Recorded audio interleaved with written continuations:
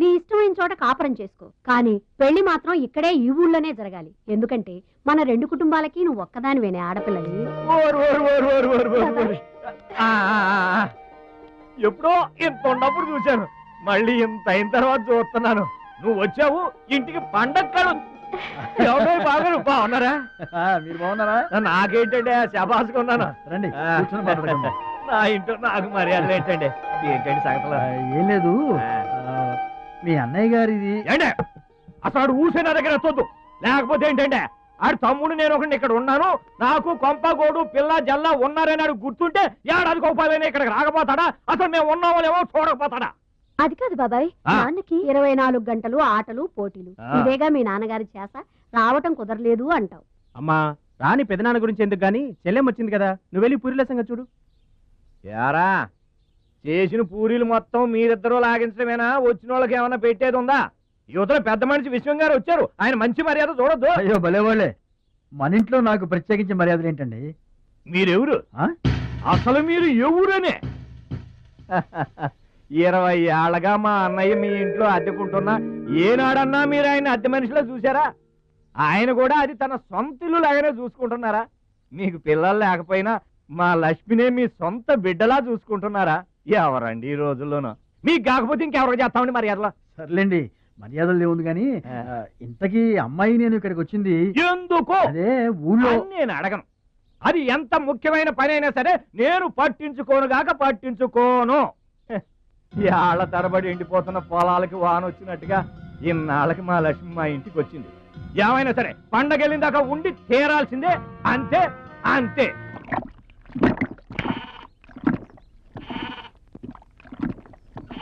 మేక నమ్ముకురమ్మని పంపిస్తే మరిది గారు మళ్ళీ వెనక్కి తెచ్చారెందుకో? కంచాల టైంకి మాత్రం టెన్షన్గా వచ్చి కూర్చుంటాడు. అడగరేంటి బావగారు? అడుగుతా, ఏరా మాట్లాడకుండా పోతామే? అమ్మలేదా? ఎలా అమ్మంటావు అన్నయ్య? ఇది తల్లి కడుపులోంచి బయటపడుతున్నప్పుడు కింద పడితే ఎక్కడ దెబ్బ తగులుతుందో అని ఈ చేతులతో పట్టుకున్నవాడిని, మళ్ళీ అదే చేతులతో తల్లి నుంచి బిడ్డను వేరు చేసి కసాయివాడికి అమ్మడానికి నాకు మనసు రాలేదన్నయ్య. విన్నారా? వింటున్నా. ఆయన దొక్కడిదే జాలిగుండే, మనం మాత్రం కసాయోళ్ళం.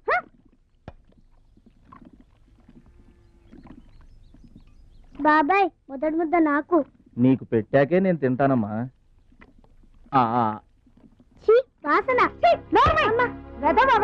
చంపేస్తాను. అయినా నీకు పెట్టింది తినకుండా అందరి కంచాల మీద ఎగబడతావే? ఎందుకు వదినా దాన్ని తిడతావు? అన్నం నిజంగానే వాసన వస్తుంది. ముప్పొద్దులో 3 గంగాళాలు వేడన్నాలు వండి మార్చడానికి ఇక్కడ ఎవరు తిరిగ్గా లేరు. అయినా మిగిలిపోయిన అన్నం బయట పారేసుకుంటారా ఏంటి? ఎవరింట తింటలేదు? అలాంటప్పుడు అన్నం మాకు కూడా పెట్టచ్చుకోవద్దునా? అక్కడికేమో మీ తమ్ముడి మీద మీకు ప్రేమ ఉన్నట్టు మాకేమో లేనట్ట. ఉన్నదేదో పెట్టాం, దిగితే ముద్దు మింగమనండి, లేకపోతే వెళ్ళి చేయి కడుక్కోమనండి. ఎందుకేమన్నా తాడిపోసుకుంటావు? నేను ఇద్దరం చేసే పని ఒకడే చేస్తాడు. మన నలుగురిని తినే తిండి ఒక్కడే తింటాడు. భద్రాచలం, ఒరే భద్రాచలం, రేరా, అన్నం మీద అలిగేలోని ఏం పిలవక్కర్లేదు.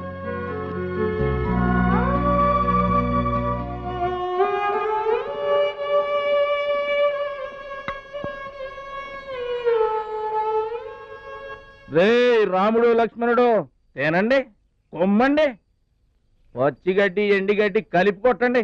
అయ్యో మన భద్రాచలం తినలేదు పాపం, పలకరేద్దామని లేదు. ప్రేమ ఉండాలరా ప్రేమ. మా పెద్దోదిని మాట కొంచెం పెలుసే గాని ఆవిడ చేత్తో ఆవకాయ పెట్టినా ఆనపకాయ వండినా అమృతం. ఈ పాటికి పప్పు ఆవకాయ కలిపి కొట్టేసి ఉంటారు. ఎవరో? నేనే. ఏంటి? అన్నం కలుపుకొచ్చాను. ఆవకాయ కూడా కలిపావా? ఓ, నెయ్యి కూడా కలిపాను. నేనే పెడతా.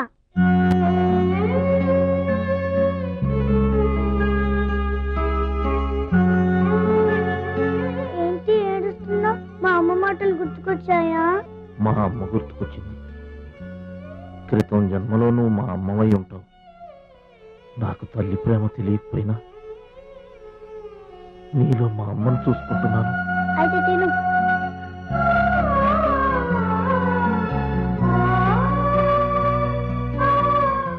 ఏంటి చెల్లె చూస్తున్నావు? అతను వాడా? వాడి గురించి ఒక్క మాట మాట్లాడినా వేస్టే. పనికి మాలిన వెధవ, సోంబేరి, తిండి పోతు. ఆయన తిండి సరే, ఈ తిండి దేనికి? రేపు పోటీలు కదా, గెలుద్దామని. గెలుద్దామనే? ఆ సెటప్ ఏంటి? వాడు వేస్ట్ అయితే వీడు సూపర్ వేస్ట్ కదరా అన్నయ్య. నువ్వు చెప్పింది కరెక్టే. వాడు పోటీలకేనా? గెలుద్దామనే? వాడు గెలుద్దామని. వీడికి మ్యాథ్ ఎక్కువ, మోత్ తక్కువ. వాడికి కండ ఎక్కువ, కార్యం తక్కువ. దొందు దొందు. మా రోజుల్లో అయితేరా ప్రతి సంవత్సరం అమ్మా. నువ్వా? పాతికిస్తావా? పాతికేంటి? పాలా ఇస్తావా? పావలా ఏంట్రా? పోనీ ఊరికే ఇస్తా. నవ్వుతావేంట్రా? ఇసుక బత్తాలు ఎత్తుతుంటే ఆడోళ్ళు ఇరగబడి చూసేవాళ్ళు. పిచ్చాయి బావా, పిచ్చాయి ఎడు. ప్రతి సంవత్సరం లాగానే ఈ సంవత్సరం కూడా జరగబోయే శ్రీరామనవమి పోటీలను మన ఊరి సర్పంచ్ గారు ప్రారంభిస్తారు.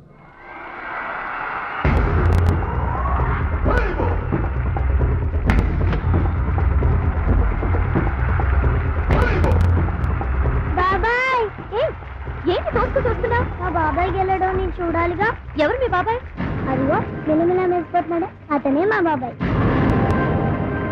ఆ పంటపయ్య, అతను గెలవడు. అదిగో సన్నగా ఉన్నాడే మా అన్నయ్య, అతనే గెలుస్తాడు. గాజ్ బెంక్ లో ఉన్నాడు, వాడేం గెలుస్తాడు? మా బాబాయ్ గెలుస్తాడు. లేదు, మా అన్నయ్య గెలుస్తాడు. మా బాబాయ్ గెలుస్తాడు. మా అన్నయ్య గెలుస్తాడు. అలాగా? మీ అన్నయ్య గెలుస్తాడా? సరే. ఎక్కడికి? దేవుడికి దండం పెట్టుకోవాలని. ఏమని?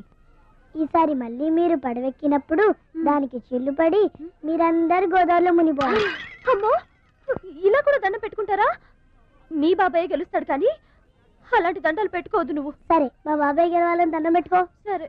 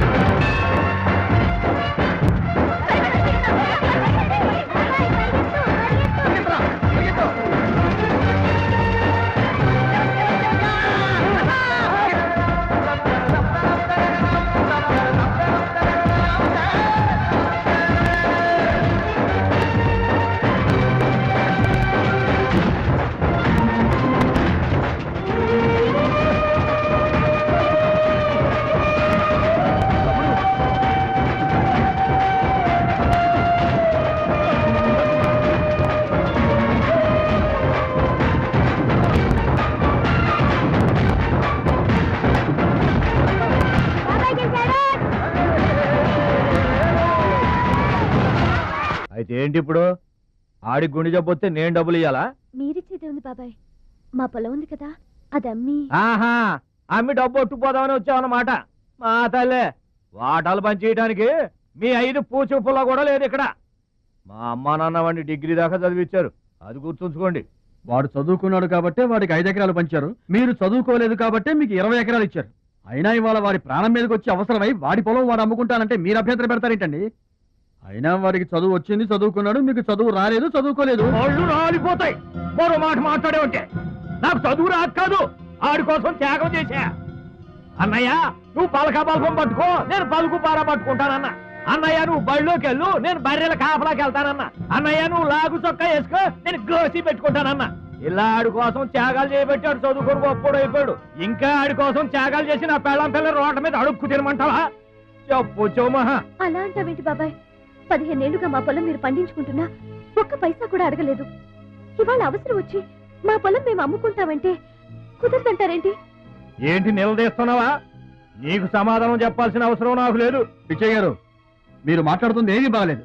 అరే, ఆపరేషన్కి అవసరమై వాడి పొలం వాడు. పొలం మాట ఎత్తకుండా ఉంటావంటే నేను రాత్రికేడ పడుకొని పొద్దుటే వెళ్ళిపోండి, లేదా అక్కర్లేదు, మేమే వెళ్ళిపోతాం.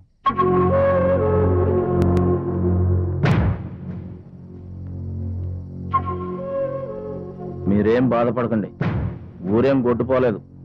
అమ్మా మహాలక్ష్మి, మీ నాన్నకి మీ బాబాయికి రాముడికి రావణాసురుడుకున్నంత తేడా ఉందమ్మా. చట్ట ప్రకారం ఈ పొలం మీదే, దాన్ని మీరు ఎప్పుడైనా ఎవరికైనా అమ్ముకోవచ్చు. కావాలంటే మేము కూడా సాయంగా ఉంటాం. మీరు చేసేది అడుకోవడం పచ్చడే. ఎటు మీరు పంచాయతీ ఎట్టగానే పంచాయతీ అడిచిపోయి పరిగెత్తుకుంటా వచ్చి మీ కాళ్ళ కడబడతాం అనుకుంటున్నారా? ఏయ్, పిచ్చి పిచ్చి వేసారేసారంటే పొలంలో కలుపుని తీసినట్టు తీసి అవసరం తెలియటనుకుంటున్నారా? పిచ్చియా నోరు జారుతున్నావు. నోరు జారటం కాదురా, మధ్యలో ఎవడైనా మాట్లాడాడంటే మెడకాయలు తెగిపోతాయి. ఏంటండి మరి అన్యాయంగా మాట్లాడుతున్నారు? ఎవడ్రా నువ్వు? ఇది మాకు సంబంధించిన విషయం. మధ్యలో మాట్లాడటానికి ఎవడివిరా నువ్వు? మీరు మర్యాద లేకుండా మాట్లాడుతున్నారు. మర్యాద ఎక్కువ ఇచ్చాను కాబట్టే ఇంకా ఈ ఊళ్ళో ఉన్నారు. మళ్ళీ మర్యాదగా చెబుతున్నాను, గోదావరి దాటి అవతలకి వెళ్ళిపోండి, లేకపోతే గోదట్టు కలిపేస్తా. పిచ్చయ్య గారు, మేము ఊరు వచ్చింది పొలం అమ్మి డబ్బు తీసుకెళ్ళడానికి. ఆ పని కాకుండా కదలం.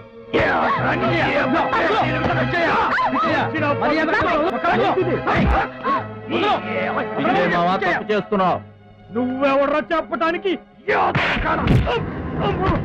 మనిషిని రా పశువా. నాన్న మీరే చేసుకుంటావరా?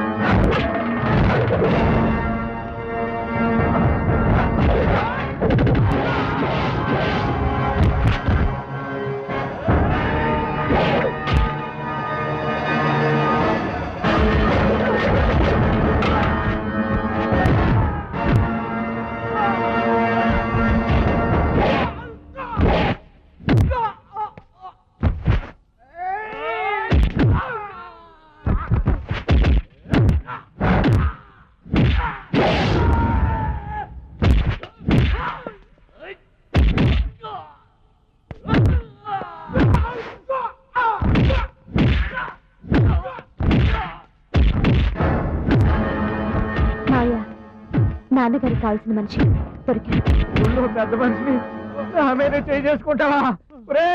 ఒరే భద్రాచలం, నీ అంత చూస్తాను. చూసారులే పొండిరా, మొదలే చూడలేదు, నా అంతేం చూస్తారు? ఇంత గొడవ జరిగిన తర్వాత ఇక మా పొలం ఎవరు కొంటారు? ఎవరో కొనకపోతే నేను కొంటానమ్మా. చుబ్బలు కొంటావా? పిడి కావాలా? నీకు ఏది కావాలి? వారం తిరగకుండా మీ డబ్బులు మీ చేతిలో ఉంటాయి. ఉంటానండి. ప్రెసిడెంట్ గారు డబ్బిచ్చి నిన్నే హైదరాబాద్ పంపిస్తాన్నారయ్యా. నేను హైదరాబాద్ రావటం ఏంటి, ఊరుకోండి. ఏంటమ్మాయి గారు మీరు కంగారు పడుతున్నారు? ఆపరేషన్ చక్కగా జరుగుతుంది, మీ నాన్నగారు 100 ఏళ్ళు చల్లగుంటారు. ఏంటండి తప్పు మాట్లాడేనా? భద్రాచలం, అసలు నీ గురించి నువ్వెప్పుడైనా ఆలోచించుకున్నావా? ఆలోచించుకోవడానికి ఇంకేముంటుందండి? కష్టపడి పని చేయడం, కడుపు నిండా తినడం, ఏళ్ళకి తొంగోవడం, అంతేనా? అంతకు మించి ఇంకేముంటుందండి? ఉంది. నీలో నీకే తెలియని ఒక గొప్ప కళ ఉంది. నీకోసం ఎదురు చూసే ప్రపంచం ఒకటి ఉంది. ఒట్టండి, ఒక్క ముక్క అర్థం కాలేదండి. ఇందులో అర్థం కాకపోవడానికి ఏముందయ్యా? చూడు, నీళ్లలో మునిగిపోతున్న పడవను కాపాడి ఒడ్డుకు లాక్కొస్తుంటే